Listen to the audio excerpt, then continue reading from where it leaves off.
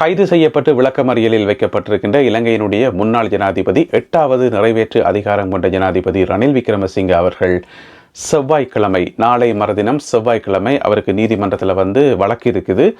அந்த வழக்குக்கு போவாரா இல்லையான்றதே இப்போ ஒரு மிகப்பெரிய கேள்விக்குறியாக இருப்பதாக சொல்லப்படுகிறது. ஏனென்று சொன்னால் அவருடைய உடல்நிலை.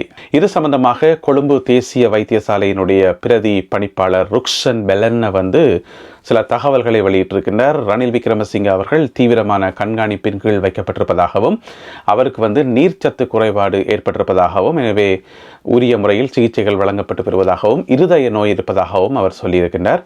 எனவே செவ்வாய்க்கிழமை வழக்குக்கு போவாரா இல்லையான்றது இங்கு ஒரு கேள்விக்குறியாகவே இருப்பதாக சொல்லப்படுது. என்ன பற்றி சொன்னால் செவ்வாய்க்கிழமை வழக்குக்கு போகாட்டி பிணை கிடைக்குமான்றது அடுத்த கேள்வி. எனவே நாளை மறுதினம் செவ்வாய்க்கிழமை வரை நாங்கள் பொறுத்திருந்து பார்க்கணும்.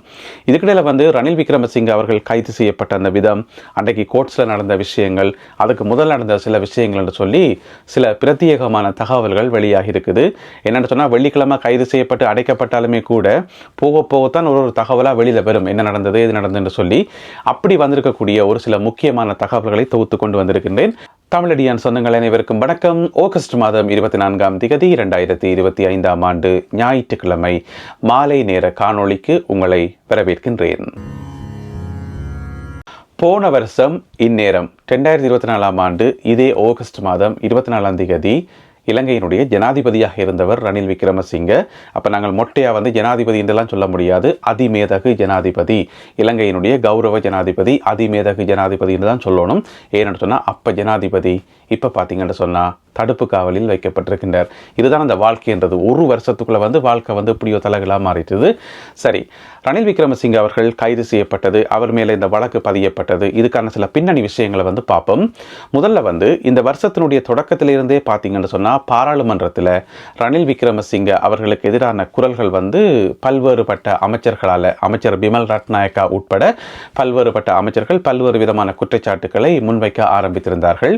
2022ஆம் ஆண்டிலையும் 2023ஆம் ஆண்டிலையும் 24ஆம் ஆண்டிலையும் இந்த 3 வருஷத்தில் அவர் மேற்கொண்ட வெளிநாட்டு பயணங்கள் என்று சொல்லி அதுக்கு ஒட்டுதொகை காசு ஒதுக்கப்பட்டு எத்தனையோ வெளிநாட்டு பயணங்களை மேற்கொண்டார். தான் தனியே போனதும் இல்லாமல் தன்னோட சேர்த்து ஒரு கூட்டத்தையும் கூட்டிக் கொண்டு போனார் என்று சொல்லி நிறைய பட்டியல்கள் வெளியிட்டார். அந்த பட்டியல்கள் எல்லாமே, அவற்றினுடைய முழுமையான விவரங்கள் எல்லாமே இங்கே காணொளிகளில் நான் பதிவு செய்கிறேன். ஆரம்பத்தில் போட்ட காணொளிகளில் பார்த்தா தெரியும், எல்லா விவரங்களுமே அதில் இருக்குது. எனவே அமைச்சர் பிமல் ரட்நாயக்கா உட்பட வேறு பல அமைச்சர்கள் எல்லாருமே கொஞ்சம் கொஞ்சமாக சொல்லிக் கொண்டு வர ஆரம்பித்தார்கள் ரணில் விக்ரமசிங்க அவர்களுக்கு எதிரான குற்றச்சாட்டுக்களை.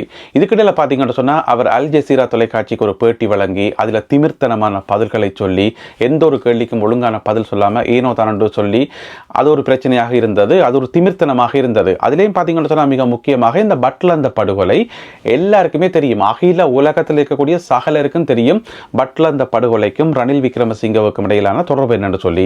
அப்ப அது சம்பந்தமாக ஒரு சர்வதேச ஊடகத்தில் ஒரு சர்வதேச ஊடகவியலாளர் கேள்வி சும்மா கேட்பாரா, கையில் அவ்வளோ டீட்டெயில்ஸும் வச்சிருப்பார், என்ன வச்சுக்கொண்டு தான் கேள்வி கேட்டவர். கேட்கும்போது ரணில் விக்ரமசிங்க திமிர்த்தனமான ஒரு பதில் ஒன்று சொன்னவர். அதுக்கு ஆதாரம் இருக்கா, ஏதாவது எவிடன்ஸ் இருக்கா, பாராளுமன்றத்தில் சமர்ப்பிக்கப்பட்டதா, அந்த அறிக்கை என்று சொல்றீங்களே அது என்ன பாராளுமன்றத்தில் சமர்ப்பிக்கப்பட்டதா இல்லத்தானே என்று சொல்லி, அதாவது அறிக்கை சமர்ப்பிக்காட்டி பாராளுமன்றத்தில் சமர்ப்பிக்காட்டி அவருக்கு தெரியாதாம், பட்ல இருந்தாண்டா என்னண்டே தெரியாதாம் என்று சொல்லி. அப்ப எல்லாருக்குமே விளங்கிச்சு, பார்த்த எல்லாருக்குமே பத்தி கொண்டு வந்திருக்கும். அதுலேயும் இந்த ஜேவிபி காரர் என்பிபி காரருக்கெல்லாம் பயங்கர கோபம் வந்திருக்குமே என்று சொன்னால் இவ்வளவு ஒரு மோசமான வேலையை செய்து போட்டு இப்போ யோசிச்சு பாருங்களேன், முள்ளிவாய்க்கால் என்ன நடந்ததுன்னு சொல்லி எங்கள் எல்லாருக்குமே தெரியும், உலகத்தில் இருக்கிற அவ்வளோ பேருக்கும் தெரியும் முள்ளிவாய்க்கால் என்ன நடந்ததுன்னு சொல்லி. அதை சம்பந்தமாக அதை கேட்கும்போது அதுக்கு ஆதாரம் இருக்கா, எவிடன்ஸ் இருக்கான்னு கேட்டால் அவ்வளோ பத்தி கொண்டு வந்து சொல்லுங்க பார்ப்போம். எனவே அன்றைக்கே டிசைட் பண்ணியிருப்பினோம் என்று நினைக்கிறேன், இவர் ஒரு வழி பண்ணாமல் விடுறையில, இவருக்கு ஒரு காட்டாமல் விடுறையில சொல்லி அன்றைக்கே முடிவெடுத்திருப்பினோம் நினைக்கிறேன். அதுக்கு பிறகு எங்கே சிக்க வைக்கலாம், எதில் சிக்க வைக்கலாம் என்று சொல்லி தேடிக்கொண்டு வந்திருப்பினோம். அது நார்மல் தானே. அது பிறகு தேடிக்கொண்டு வரைக்குள்ள பார்த்தா ஜனாதிபதி செயலகத்துக்குள்ளேயே அதுக்கான ஒரு ஆதாரம் ஒன்று இருக்குது. ஜனாதிபதி செயலகத்துக்குள்ள இப்போ இருக்கிற ஜனாதிபதி அனுரகுமார திசாநாயக் அவர்களுடைய அந்த ஜனாதிபதி செயலகத்துக்குள்ள லஞ்ச ஊழல் ஒழிப்பு பிரிவென்று ஒரு பிரிவு இருக்குன்னு தானே, எதிர்ப்பு பிரிவென்று, அதனுடைய இயக்குனர் அவர் ஒரு விஷயம் ஒன்றை கண்டுபிடிக்கிறார். அதுதான் இந்த லண்டனுக்கு வந்த விஷயம். லண்டனுக்கு வூல்வர்ஹாம்ப்டன் யூனிவர்சிட்டிக்கு போய் வந்த அந்த விஷயம். அதில் நிதி தவறாக பயன்படுத்தப்பட்டது. 1,60,00,000 என்றதை அவர் தான் முதல் முறையாக கண்டுபிடிச்சு என்ன செய்கிறார் சொன்னா, இந்த வருஷம் மே மாதம் 23ஆம் தேதி குற்றப்புலனாய்வு பிரிவுக்கு ஒரு முறைப்பாடு ஒன்றை கொடுக்குறார், ஒரு ஃபைலத்துக்கு கொடுக்குறாரு, இதை விசாரிங்கன்னு சொல்லி. அதுக்கப்புறம் பார்த்தீங்கன்னு சொன்னால் குற்றப்புலனாய்வு பிரிவினர் வந்து அது சம்பந்தமான விசாரணைகளை ஆரம்பித்து இந்த மாதம் ஆகஸ்ட் மாத தொடக்கத்தில் வந்து ரணில் விக்ரமசிங்க அவர்களுடைய பிரத்யேக செயலாளர் ஒரு ஆளை கூப்பிட்டு வச்சு விசாரிக்கணும், வாக்குமூலம் எடுக்கணும். அவாவினுடைய பேர் என்னென்று சொன்னா சந்திரா பெரேரா, அதாவது ரணில் விக்ரமசிங்க அவர்களுடைய பிரத்யேக தனிப்பட்ட செயலாளர். அவாவினுடைய பேர் வந்து சந்திரா பெரேரா. அவா மேலதான் முதலாவது விசாரணை நடந்தது. அதுக்கு பிறகு பார்த்தீங்கன்னு சொன்னா ரணில் விக்ரமசிங்க அவர்களுடைய உத்தியோகபூர்வமான செயலாளர் பேர் தான் சமன் எக்கநாயக்க, அவரையும் கூப்பிட்டு இந்த மாதம் ஆகஸ்ட் மாதம் 6ஆம் தேதி சிஐடி விசாரித்தது. அப்படி விசாரிக்கலையே ஓரளவு கேஸ் வந்து ஆரம்பிச்சிட்டது. அப்பயே ரணில் விக்ரமசிங்க அவர்களுக்கு தெளிவாக தெரியும் அடுத்தது தான் தான் என்று சொல்லி.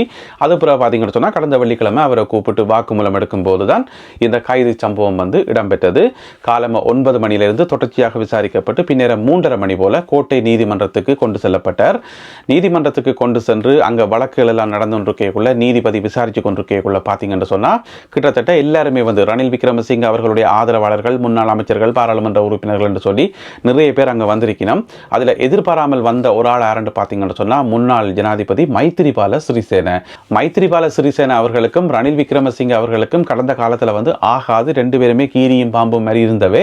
ஆனால் அன்றைக்கு வெள்ளிக்கிழமை வந்து பக்கத்தில் வந்து இருந்தது மட்டும் இல்லாமல் நீண்ட நேரம் பக்கத்திலே வந்திருந்து தன்னுடைய ஒரு சப்போர்ட்டை கொடுத்தார் மைத்திரிபால சிறிசேன. இப்படியாக வழக்கு விசாரணை இடம்பெற்று பின்னேரம் 5:30 மணி போல தீர்ப்பு சொல்ற நேரம் வந்துட்டது. அப்ப பின்னேரம் 5:30 மணிக்கு தீர்ப்பு சொல்லணும்.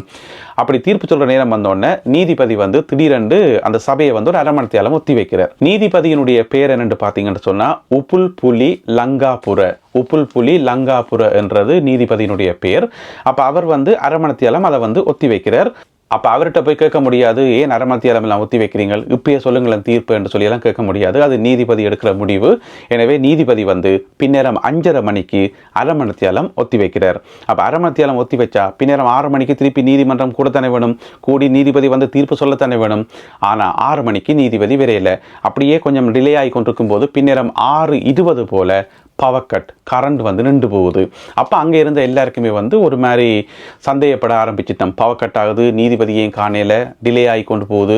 அப்போ இதுக்கு பின்னால் ஏதாவது சதி இருக்குமா, ஏதாவது பிரச்சனை இருக்குமான்னு சொல்லி. அதுக்கப்புறம் பார்த்தீங்கன்னு சொன்னால் 7 மணிக்கு பின்னேரம் 7 மணிக்கு கரண்ட் திரும்ப வந்துட்டுது. அப்போ ஏன் பவர் கட் ஆனது, ஏன் கரண்ட் இல்லாமல் போகணுன்னு பார்த்தீங்கன்னு சொன்னால் அன்றைக்கு நீதிமன்றத்துக்குள்ளே வந்து நிறைய பேர் இருந்த காரணத்தால் ஏசி வேலை சொன்னதாம் ஒரு பக்கம், அப்புறம் ஃபேனும் போடப்பட்டிருந்ததாம். எனவே நிறைய பேர் இருக்கிறபடியால் அது எல்லாத்தையும் ஒரே நேரத்தில் போட வேண்டியிருந்ததால் ஓவர்லோட் ஆகி லோட் கூடி போய் பவர் கட் ஆனதாக சொல்லப்படுது. எனவே பின்னேரம் 7 மணிக்கு கரண்ட் வந்துட்டு திரும்பி வந்துட்டுது. அப்போ 7 மணிக்கு நீதிபதி வர போறார், தீர்ப்பு சொல்ல போறார் என்று சொல்லி பார்த்து கொண்டு வந்தா நீதிபதி வரையல. 7 மணி ஆச்சு வரையல, 8 மணி ஆச்சு வரையல, 9 மணி ஆச்சு, அப்பையும் நீதிபதி வரையல. இரவு 9:45 தான் நீதிபதி அந்த அறைக்குள்ள வார. அப்பயே நீதிபதி ஏழியா வரையல, ஏன் லேட்டா வந்தவர் என்று சொல்லி கேட்கலாமோ தெரியல. ஏன்னு சொன்னால் நீதிமன்ற நடவடிக்கைகளை வந்து நாங்கள் கேள்வி கேட்க முடியாது, கேள்விக்கு உட்படுத்த முடியாது.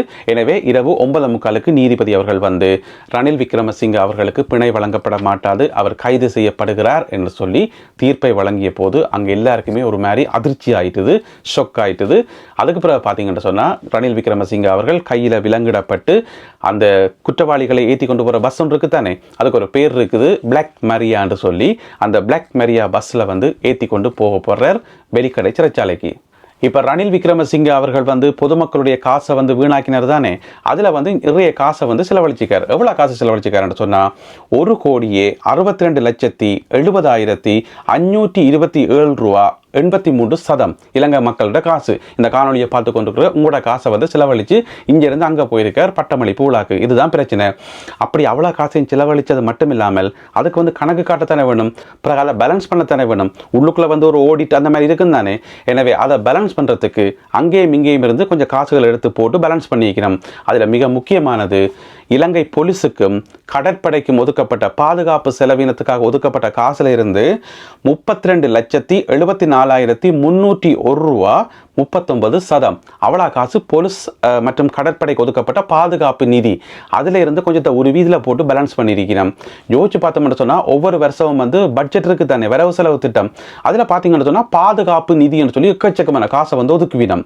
அப்போ எங்களுக்கு ஒரு ஆச்சரியமாக இருக்கும், என்ன நாட்டில் சண்டையும் இல்லை ஒன்றும் இல்லை, அதுக்கு எதுக்கு இவ்வளோ காசை ஒதுக்குறீங்கன்னு பார்த்தா பார்த்தா பாதுகாப்பு நிதியில் ஒதுக்கி போட்டு அங்கே எது நைஸாக அப்படி சுற்றுலா போல நடக்குது கடந்த காலத்தில். இப்போ இல்லை, கடந்த காலத்தில். எனவே அதுக்கு இது நல்ல ஒரு ஆதாரம். போலீஸுக்கும் நேவிக்கும் கொடுக்க வேண்டிய காசை ஏற்கனவே பொலிஸுக்கு ஒழுங்காக சம்பளம் கொடுக்குறீங்களா இல்லைன்னு சொல்லி போலீஸ் வந்து அங்கே இங்கே லஞ்ச ஊழல் வாங்குது தானே. எனவே போலீஸ் செய்கிற வேலைக்கு வந்து ஒழுங்காக சம்பளம் காணான்னு சொல்லி, எனவே அப்படியெல்லாம் நாட்டில் பிரச்சனை இருக்கும்போது பிறகு பொலிஸுக்கு ஒதுக்கின காசை கடற்படைக்கு ஒதுக்கின காசை எடுத்து இங்கே போட்டால் அது பிள்ளை தானே. எனவே இதனுடைய சுருக்கம் என்னென்னு சொன்னால், போன வருஷம் இந்நேரம் விமானத்தில் வந்து பிஸ்னஸ் கிளாஸில் பயணம் செய்த ரணில் விக்ரமசிங்க அவர்கள் இப்போ வந்து சிறைச்சாலை பேருந்தாகிய பிளாக் மரியால பயணம் செய்வார் என்று சொல்லி யாருமே எதிர்பார்க்கல. மீண்டும் சந்திப்போம். நன்றி, வணக்கம்.